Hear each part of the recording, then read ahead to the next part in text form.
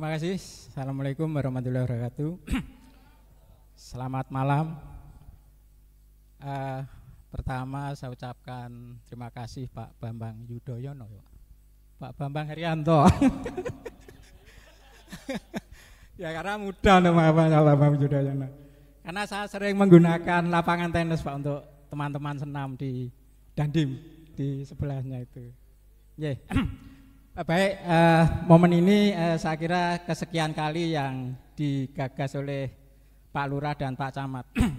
Saya ingat beberapa waktu yang lalu masalah narkoba dibahas di sini.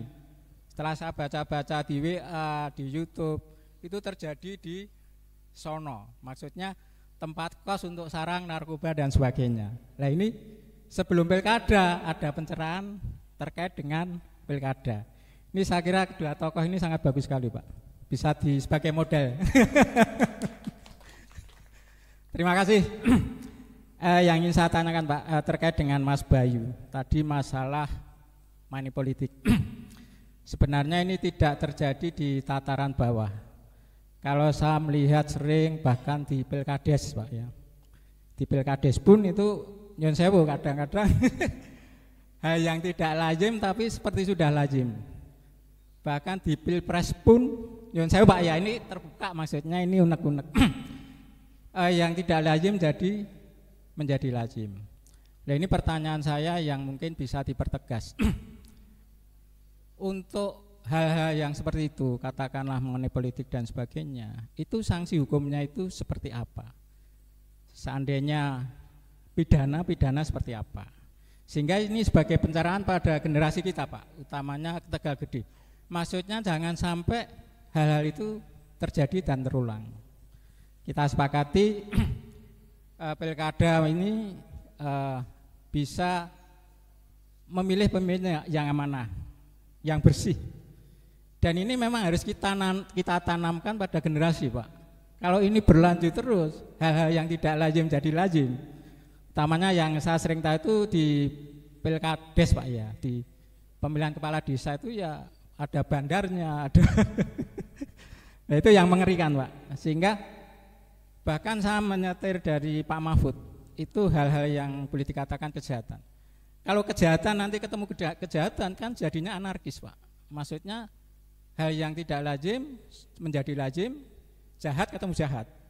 Nah ini paling tidak sebagai pencerahan pada khususnya Tegal Gede dan secara umum nanti bisa disampaikan pada keluarga Pak. Maksudnya karena saya kadang-kadang yang ngopi bareng, rokokan bareng walaupun saya tidak merokok.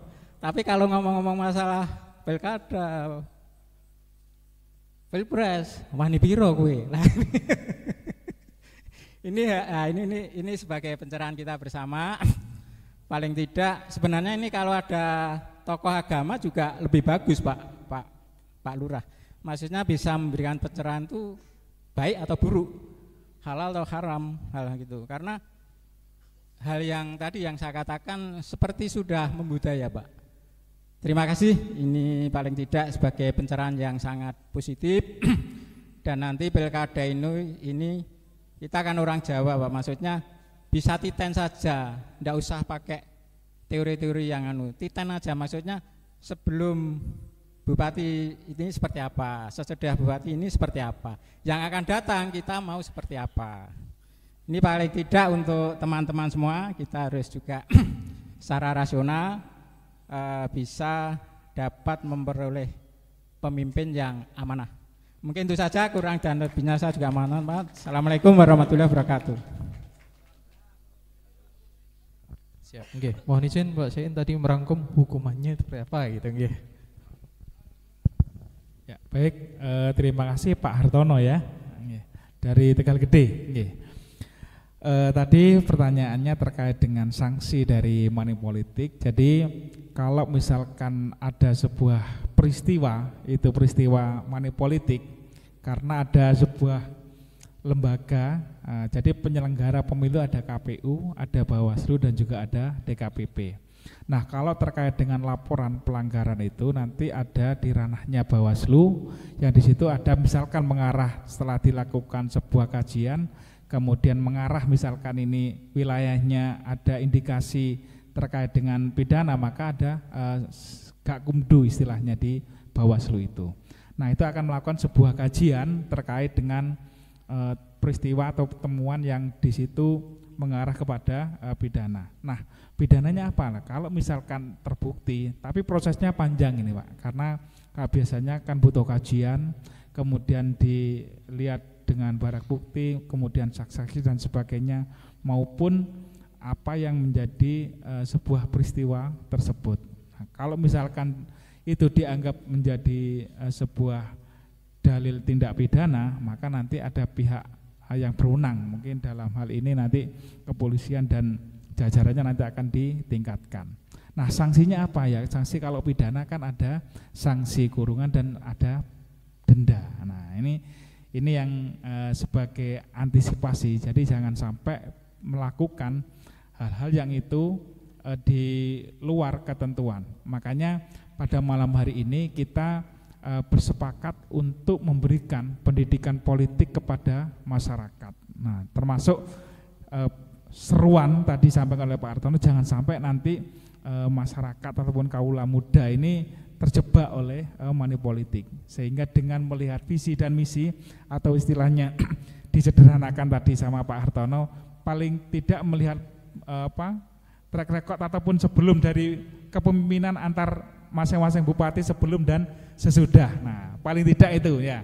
Nah, biasanya memang visi misi ini juga akan membahas secara secara detail paling tidak pembangunan maupun juga kebijakan yang dilakukan oleh pemerintah baik sebelumnya maupun yang akan datang. Ini menjadi sebuah bagian di dalam visi dan misi itu. Memang sederhananya untuk simpelnya Pak ya.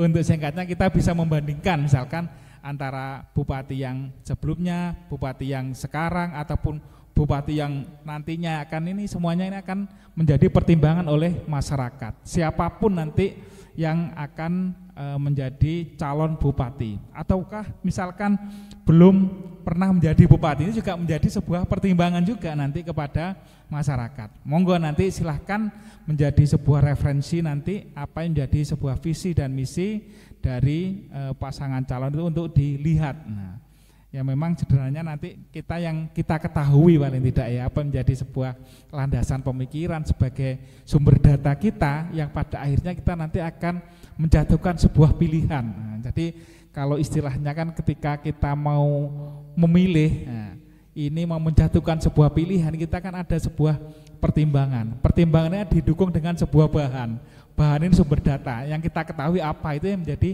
sebuah pertimbangan, bisa visi misi atau mungkin apa yang menurut kita itu menjadi sebuah objektivitas maupun subjektif kita. Ini yang perlu kita kuatkan, sehingga pendidikan politik tadi ini untuk menguatkan visi dan misi ini agar nanti sebagai sumber data ketika sebelum menjatuhkan sebuah pilihan, sehingga nantinya pemilih itu akan dikatakan menjadi pemilih yang cerdas karena landasan sumber data yang akan dipilih adalah landasan berdasarkan visi misi yang disampaikan oleh pasangan calon. Jadi janjinya apa yang sekiranya logis dan masuk mungkin bisa kita terima sebagai masyarakat, yaitu monggo silahkan dipilih, karena dasar pemilih cerdas nanti ini pertimbangannya adalah melihat visi dan misi dari pasangan calon yang ada. Ini sebagai pemilih ataupun juga pendidikan politik kepada seluruh masyarakat agar nantinya apapun yang dijadikan landasan jangan yang lain-lain tapi cukup visi dan misinya. Nah,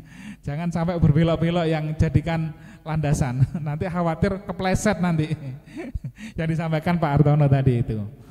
Jadi mari kita bersama-sama memberikan pendidikan politik yang baik kepada masyarakat dengan menyampaikan apa yang disiapkan oleh pasangan calon nanti, visi dan misi akan dibawa untuk 5 tahun yang akan datang. Gitu Pak nggih, Bapak Ibu, nggih matur nuwun.